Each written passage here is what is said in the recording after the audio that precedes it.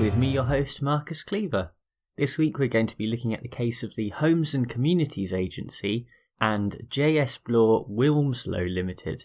The citation for this case is 2017 UKSC 12. Now this case revolves around the rather controversial area of compulsory purchase orders. JS Bloor owned land near Rochdale that was subject to a compulsory purchase order by the Homes and Communities Agency back in 2002. The overall aim was to build the Kingsway Business Park that has now been completed and houses large distribution centres for companies such as Asda and JD Sports. JS Bloor bought the land in 2003 for £1.3 million and opposed the compulsory purchase order, but this was rejected.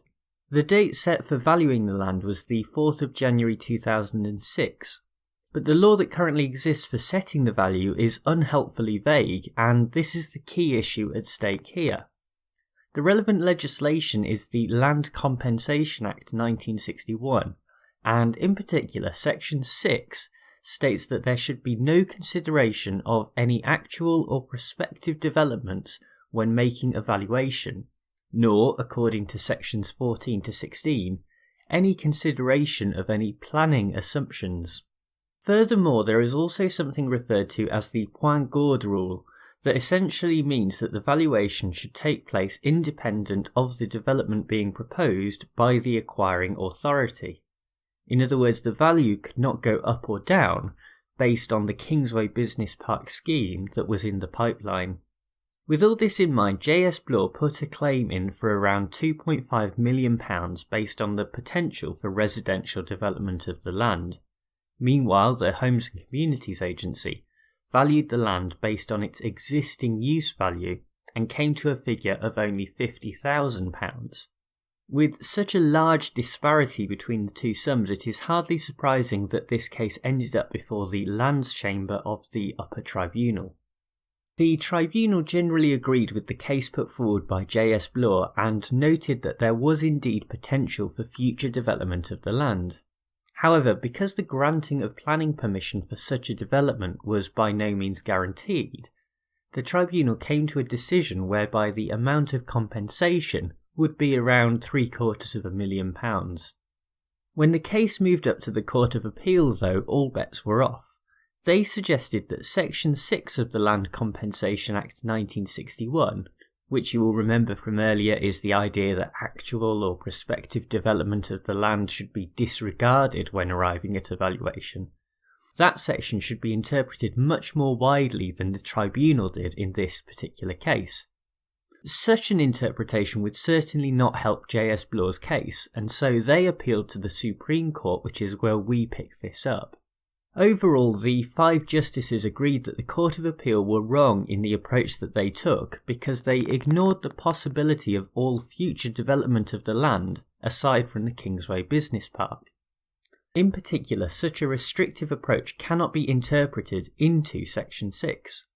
This has been seen in previous cases such as Gelson, where a broader view was taken that was much more favourable to the claimant. Indeed, the Supreme Court took the opportunity to praise the judgment of the Upper Tribunal, given the complexity of the law and the issues involved. As I mentioned at the start of this episode, the concept of compulsory purchase orders are politically sensitive and can even prove controversial. Where this is the case and the decisions that are taken can have a significant impact on the local economy, it is simply unacceptable that the law is at best confusing and at worst almost impossible to interpret in a consistent fashion. To their credit, the Supreme Court recognised this and even went so far as to call on the government to make changes to the legislation by way of the current Neighbourhood Planning Bill. Under normal circumstances, this would be seen as overstepping their role, but it is important to note that they are not making a prescription but rather asking for greater clarity in the current law. This really gets to the heart of the issue. In an interesting article I read that was published by the solicitors firm Ashford's, they suggested that the worst outcome would be a piecemeal reform that only adds to the current confusion. I would agree that at the very least we need to see a proper codification of the Land Compensation Act 1961 and the relevant case law so that there is a proper basis for making decisions. In an ideal world, the government would take the opportunity to institute proper reform so that we have a clear statement of intent. Whether we actually get this, though, remains to be seen as the Neighbourhood Planning Bill makes its way through Parliament. Well, thank you very much for tuning into this episode. Thanks as ever to bensound.com who provide the theme music. If you did enjoy it, make sure to leave a rating and a review on iTunes, and I look forward to bringing you another case next week. Bye!